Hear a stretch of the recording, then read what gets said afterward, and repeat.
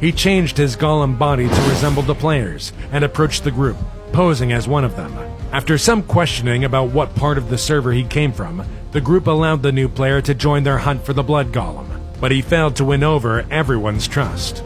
Look, it's just that with all of the sketchy stuff that's been going on, I don't really trust this guy. Using his disguise, the blood golem followed the group of players from place to place, often straying behind and getting distracted by villages that they passed through. His odd obsession with villagers and golems struck a chord with the survivor from his last attack, but the player kept his thoughts to himself. The group built a new base, amassed materials, and prepared to confront the blood golem.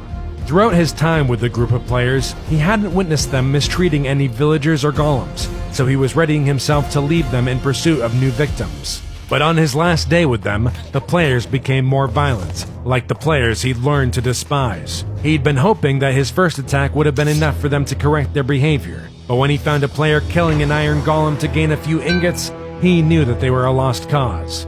Once they had gotten a safe distance from the village, the blood golem revealed his true form to the players. As they watched in stunned silence, he turned to the player who'd killed the golem and banned him from the server. The players jolted into action, readying their weapons and charging towards the blood golem. They were ready to declare war on him, but any effort to fight him proved futile. The golem removed all items from their inventories, undoing the preparations that had taken them days to accomplish.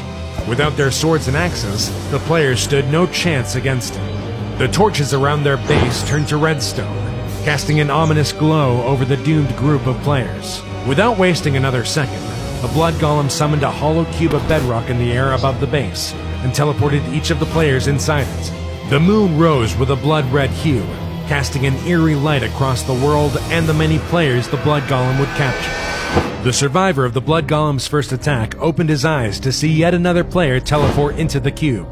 No matter what they tried, there was no escape. Their ability to use commands had been removed. They had no tools or materials, and no food. As time passed, players logged out, never to return again. Those who remained got into fights as tempers rose, not knowing if they'd be released before starving to death. One day, the blood golem appeared with a dire explanation of their imprisonment. He confirmed that he'd gained control over the server,